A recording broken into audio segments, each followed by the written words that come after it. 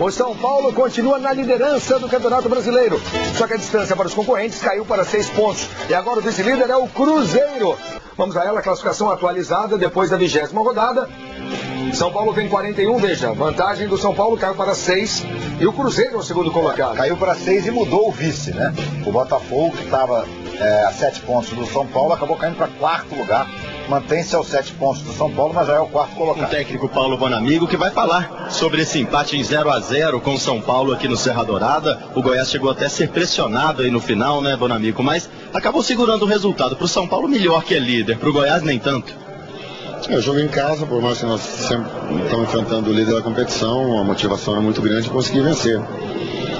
Eu acho que tivemos, em termos táticos, algum desconforto em relação à aproximação. Nossa equipe, no segundo tempo, principalmente, nós fomos muito uma bola longa, e a bola longa, quando ela encaixa, ela acerta, ela cria dificuldade para o adversário. Agora, quando não encaixa, o adversário consegue, tu divide um pouco a tua equipe, um setor importante que é o ataque, e mais o Paulo que chega do restante da equipe. E aí, dando esse espaço para o São Paulo, que tem muita qualidade, e hoje jogou com uma equipe talvez um pouquinho mais técnica, em função dos atletas que entraram, o Jadilson na esquerda, o Jorge Wagner foi para jogar ao lado do Hugo na armação com o Hernandes, deu uma possibilidade da gente jogar um pouquinho mais, mas em compensação a qualidade, a dificuldade da marcação foi muito grande.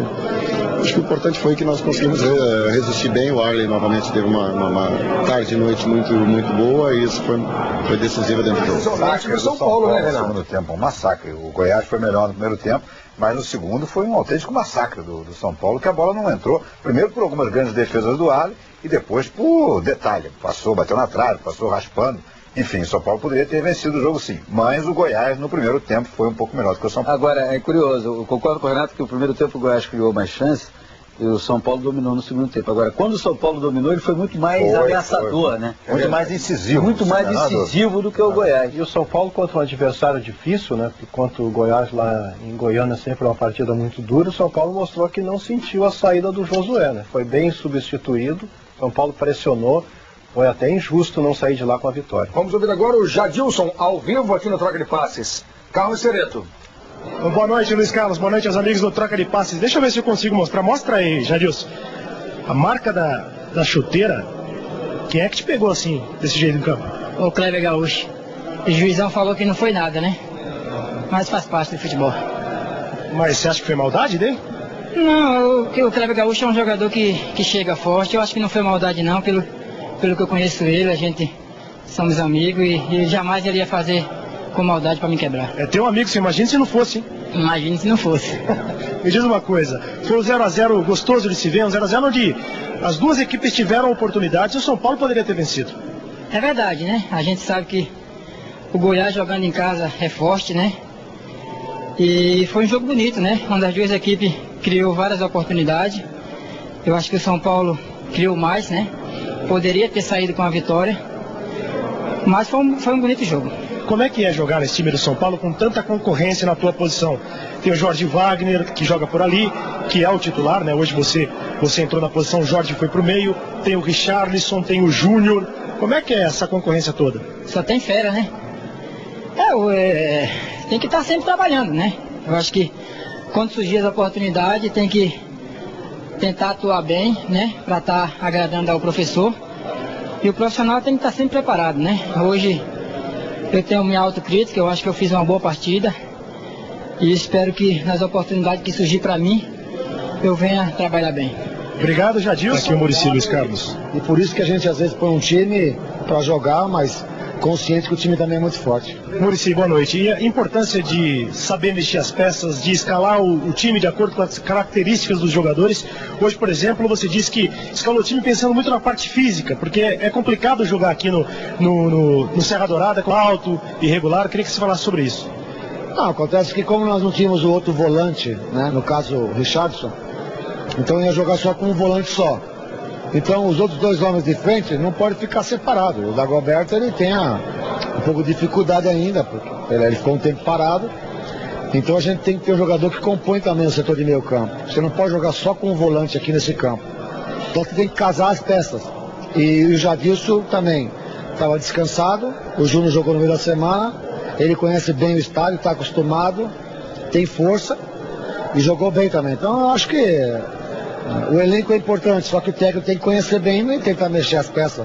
Eu acho que a gente mexeu bem no time e o que faltou realmente são coisas do futebol, um pouquinho mais de eficiência no ataque. E agora foi o Cruzeiro. O Cruzeiro venceu o Fluminense 4-3. A diferença em relação ao São Paulo é de 6 pontos. O Cruzeiro tem um jogo a menos. O Botafogo empatou com o Internacional. É isso mesmo? Vai ser pegado até o final? É claro que vai ser. Não tem nada fácil. Sempre é muito complicado. Mas o nosso time está no bom caminho. É um time consciente. E com certeza a gente vai manter isso, tentar manter até o final. Muricy, o São Paulo mais uma vez dá o exemplo também fora de campo, ou seja, o time que no primeiro semestre foi eliminado pelo São Caetano no Paulista, foi eliminado precocemente na Libertadores pelo Grêmio. Muita gente começou a questionar o trabalho do Muricy, a diretoria manteve você no cargo e o São Paulo está onde está hoje. O São Paulo mais uma vez dá o exemplo? Eu acho que a gente está aprendendo no futebol brasileiro, porque no futebol brasileiro a gente é o melhor futebol do mundo, mas a gente é muito burro. A gente é muito burro fora do campo. Então a sequência de trabalho já se mostrou que é eficiente, que é o que dá resultado. Mas a gente ainda no momento de alguns desarranjos, a gente fala muita bobagem. Futebol tem que saber se o cara é bom ou não é bom. Essa conversa de que ele tem que tirar, é só aqui. Nenhum lugar do mundo é assim. Então é bobagem. Eu fui mantido também porque eu sou bom, eu trabalho bem. Não é de graça. Então é assim que funciona. A gente tem que saber se o cara é bom ou não é bom. Se agora ele está opinando na hora que o time está mal, tem que tirar, isso aí é oportunismo, é coisa sem base. A gente tem que analisar um pouquinho mais com base. Mas isso aconteceu no São Paulo, Muricy? Alguém cogitou? Fala do São Paulo. No São Paulo não, você tem a tranquilidade total. O Juvenal Juvencio é um presidente que pensa muito parecido com o que você pensa, né? Trabalha mais ou menos nesse sentido, da maneira que você pensa o futebol. Eu acho que você tem que saber, quando você contrata um profissional, tem que saber se ele é bom ou não é bom. No futebol brasileiro, como sai muitas peças, tem muitas suspensões, o time às vezes oscila um pouquinho. Agora, tem que se saber se o cara trabalha, se o time está bem fisicamente, se existe a estrutura, tem que fazer pergunta. É que o futebol brasileiro a gente analisa só com a emoção, não se analisa com a razão. Então é uma coisa chata que eu não gosto, entendeu? Então é por isso, é claro. A gente pensa igual, sou Juvenal, porque ele acha que a sequência do trabalho, ele me contratou porque também sou bom treinador, não me contratou por outra coisa.